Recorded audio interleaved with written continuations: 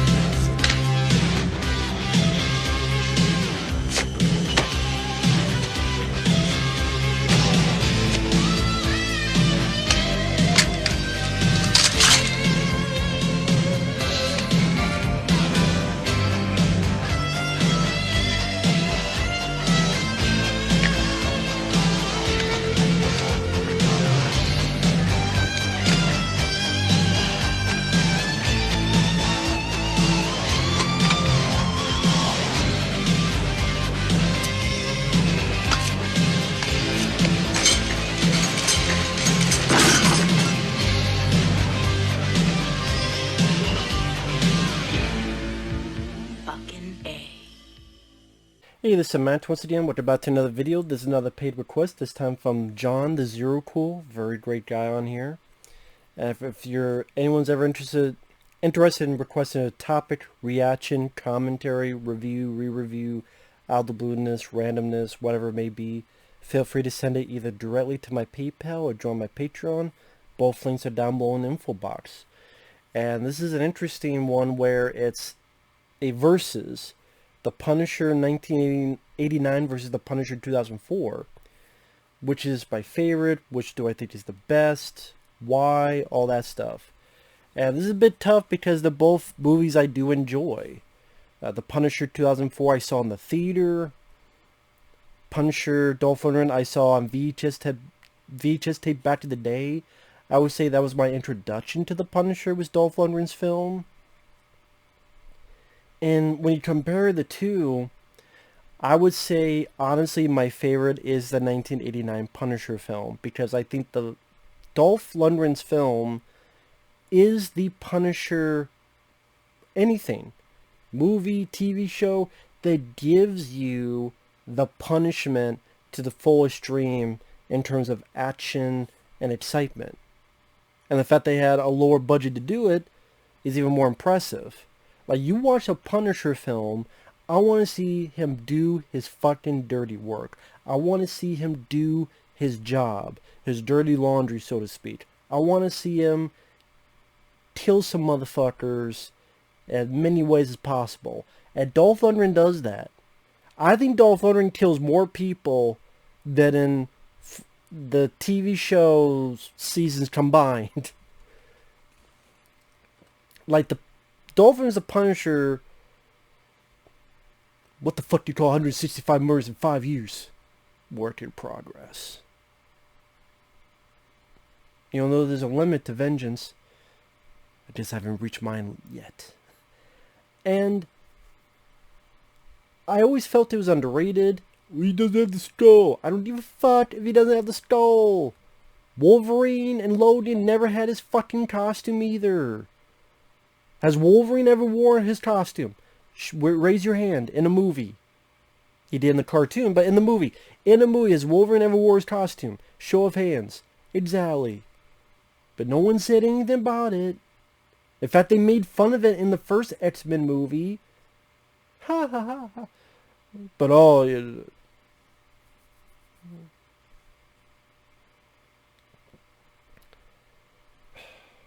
fucking Spider-Man, the new one, has the goddamn Iron Man shit. More Iron Spider, Iron Man Jr. than Spider-Man. Some people complain, but a whole heap of people don't. By the same people that complain about No Skull, they praise that. Teach their own. But I do like Thomas Jane's Punisher. I do like the more... God, how do I compare these two? Okay, I think Dolph's version is the better action film. I think Thomas Jane's version is the better emotional film. You just say that Dolph's is a better action movie, while 2004 is more of a real film, because Sally in the Dolph Lundgren version, they cut out Frank Castle.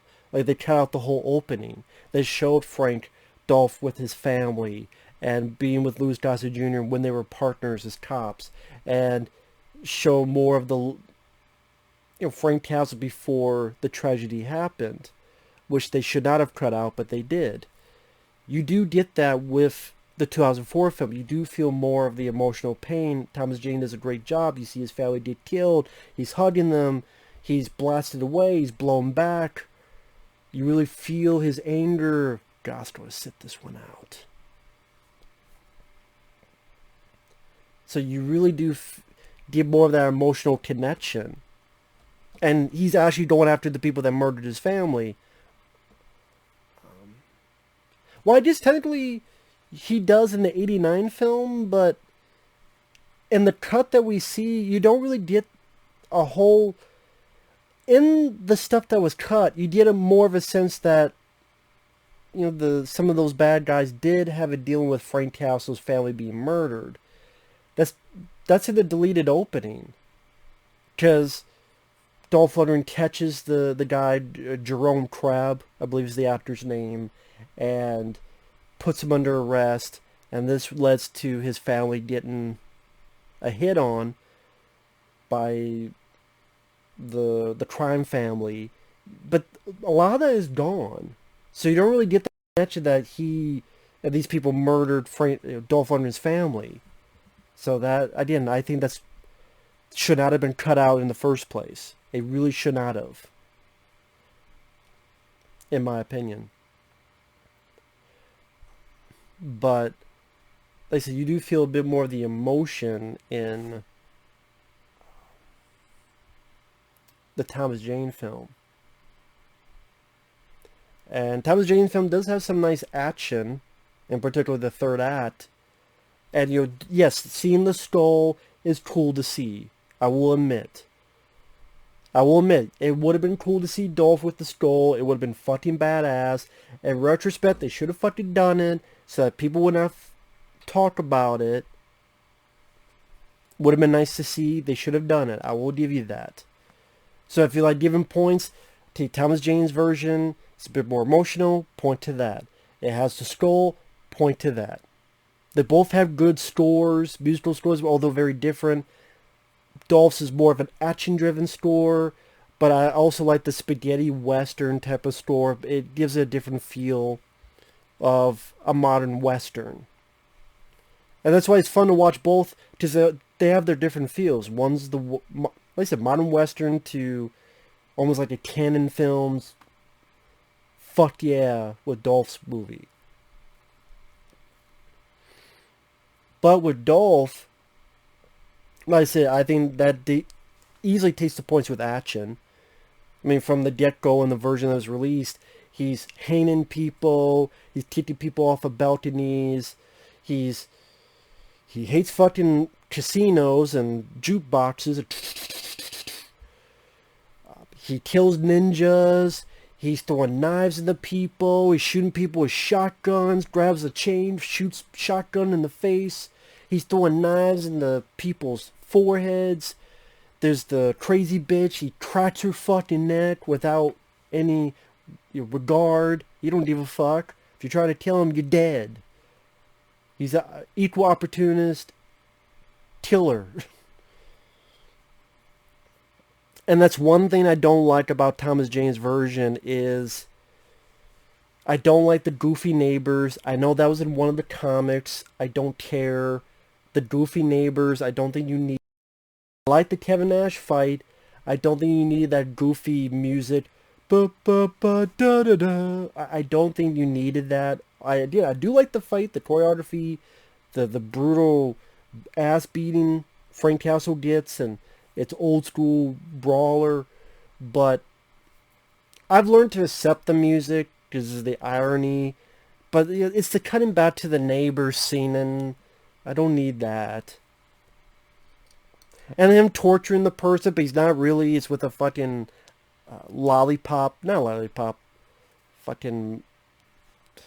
It's not what the fuck. Mr. Freeze it. Like, really? Dolph Lundgren would have taken a buzzsaw to the guy. Like, that's the thing with him. It's like, I appreciate that Dolph's movie is more brutal. There's some brutal stuff in Thomas Jane when he gets the paper cutter right into the guy's head. But Dolph, the one guy I'm not going to stretch this out. He lets the guy get stretched out, turns it on, lets it go. And then the one crazy bitch, doesn't matter if it's a woman. And then the evil woman, knife right into the bitch's forehead. And it just, the style of just be able to use martial arts, which is another thing that he has over Thomas Jane, showing that Frank Castle knows martial arts, he knows fighting techniques. When he's in the hallway and without looking, kills the guy through the paper wall. Him and the other guy going mow down like 50 people. That's the fucking Punisher. Find the guys and stab someone with a sword. The other lets him hang to the fucking wall, impaled. Actually, those are two separate scenes. It's when he mows the people down, then he kills someone with the sword. And then the other, like, he didn't show his martial arts. While in the Thomas Jane version, you know, the fact that he's playing mind games, moving fucking fire hydrants. You didn't need to have Frank Castle move fucking fire hydrants. Ideas, more mind games. Just a preference. More did your hands dirty. Which I saw more in. And there's some good moments in Thomas Jane's version. When he's dealing with the guy with the guitar. And you has that hits the guy in the neck. I said the paper cutter right into the guy's fucking skull.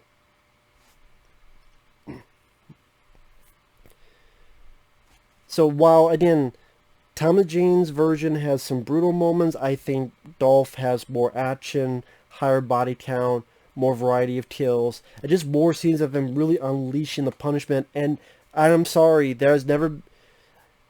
Punisher Warzone is too fucking goofy for me. I'm sorry, that's too cartoonish, it's too goofy, it's too fucking... I did killing the guy, but making him... The guy's doing parkour and he explodes in a puff of smoke. And CGI enhancements, that hurt the film for me. Also, I don't give a fuck about the lead in Punisher Warzone. I'm sorry, I never gave a fuck about that actor. Well, that's not true. He was in a Scott Adkins film where he played the villain. He was fine in that. Avengement, I believe. And there's been other films he's fine with. But as a lead hero, he's just not for me as an actor. As a villain or a side character, sure. Just for me, he didn't have the it factor. Dolph, I think, does. Did Thomas Jane, he does a great job as Frank Castle. But Dolph Lundgren does as well. He's a bit more underrated. I love his speeches. I talk to God sometimes. He's a crazy motherfucker. He's talking to God and he's butt naked. I mean, that's a guy who lost his fucking marbles. So if you want, like, who do you believe is crazy? Dolph Lundgren's character, you believe, lost his fucking mind. He's naked. He's dirty. He's talking to God. I'm waiting for an answer. That's a crazy motherfucker. And Mark Goldblatt, I think, did a nice job directing that movie. And that's another thing I'll say. I do think, I don't mind the cast, John Travolta and such, in 2004. I do think the supporting cast in the 89 film is better. I think John Travolta does perfectly he does fine. But Jerome Crabb, I thought, had more of a natural crime boss feel to it. And then you have the Yakuza. The Yakuza made more of an interesting villain. And then that was a female villain where Dolph kills. And then her female henchman that Dolph fights. So that made it more unique and more different. and this whole gang war with the Yakuza. They made it more mysterious and more dangerous, and then kids were in danger, and more of a ballsy plot compared to the plot in, which was more of an origin plot in 2004 film. But I was talking the cast, like you have Louis Gossett Jr., big plus. In the director's cut of 2004 film, they try to have Frank Castle and his partner. There's a reason why all that shit was cut out. That's why the theatrical cut is better than the director's extended cut. You don't need to see that cut. Just watch the theatrical cut of the 2004 film. Like Louis Gossett Jr., he beats the fuck out of a guy holding the pizza. And then he takes the pizza and he leaves. And you know, the 89 film does have some nice emotional moments. I don't want to give, you know, the semblance that it has nothing. Dolph has some really nice moments. The ending, where he's telling the kid, go ahead, shoot. Do it.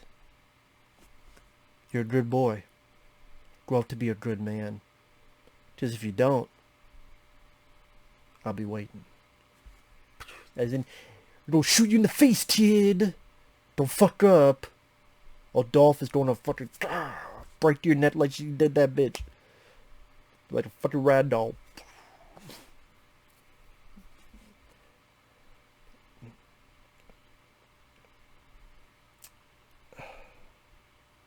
And even like in the 89 Punisher, the supporting actors, I didn't mind the lady who was Dolph, Louis Gossett Jr.'s new partner, who was in the opening that was deleted.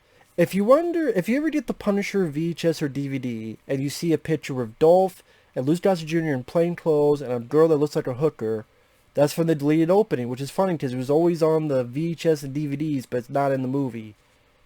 But if you, I forget, I believe on the Umbrella Blu-ray, which I don't think there's a Blu-ray in the U.S. now that I think about the Punisher Special Edition Blu-ray.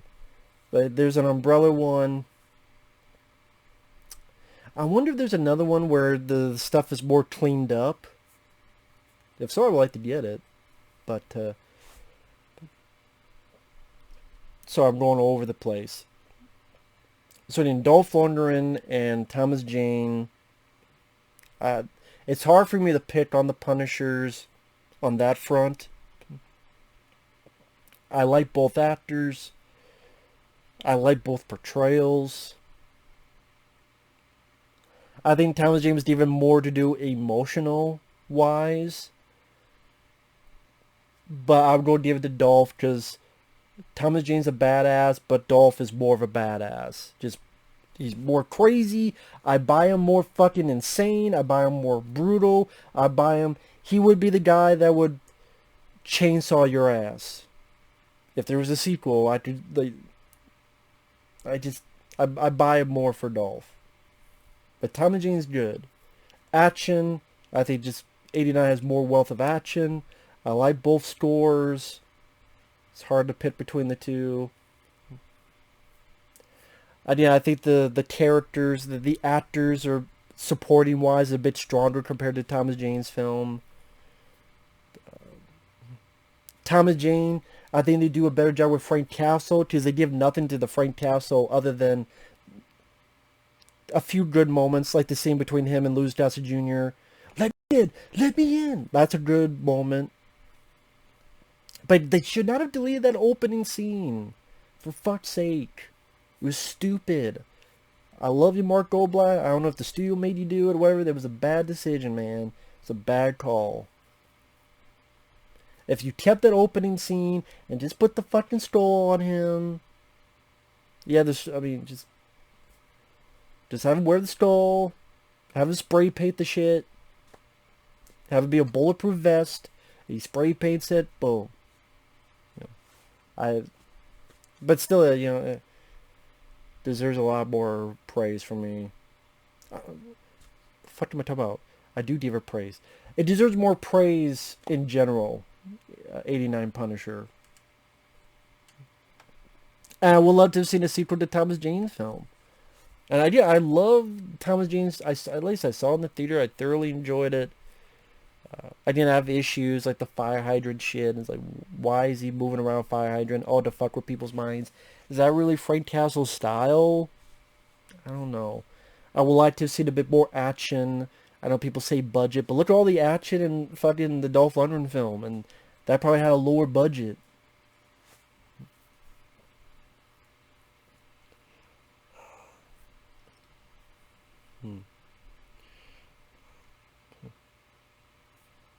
So, I did for me. I'm trying to think of the other aspects. I mentioned action. Dolph 89 has some good drama moments, but I probably did more to the dramatic portion, to the Thomas Jane. At the moment where he's contemplating killing himself, and the way the story on showcasing the death of his family. They gave more for Thomas Jane to play with, dramatic wise. So I would say drama, Thomas Jane wins. Action, Dolph wins. Store, pretty even. Villains, the Yakuza, the ninja, like more dangerous feel I give to Dolph's film. The story, I thought it's nice to have an origin story where he gets revenge, but the whole Yakuza and kids being in danger, and I said the supporting actors I would give a bit more to Dolph's version. Budget wise, Thomas Jane's version is a bit more slick looking, a bit sleeker looking. I mean, you do know that Dolph's, it was a more of a low budget affair. Yes, the skull is a big plus for Thomas's version. Both are good, but I usually lean more towards Dolph's movie because it's just more of a balls out action film, but not being so fucking silly, almost parody like Warzone. So for me, that to me has the more balls to the wall action that I want out of a Punisher movie. Plus, I am a big Dolph Lundgren fan. I like Thomas Jane, but I'm more of a Dolph Lundgren fan. And I really like Thomas Jane. But Dolph is the Dolph. Icon in Peace, Red Scorpion, Men of War. He's the Dolph. And I like the Dolph. He's one of the more underrated action stars. He never got his due, which is bullshit. Because he's a guy that actually worked well with people, and you don't hear a lot of bad stories about Dolph, and he has a lot of good films in his filmography. Not in recent years, but that's everybody, honestly. But yeah, the Punisher, I gotta go with the Dolph on this. Also, gotta go with the Dolph for the reasons I said. So with that said, hopefully that suffices. Makes me want to rewatch that movie now. But yeah, with that said, thanks for watching. Take care. We'll see you guys later. Bye-bye.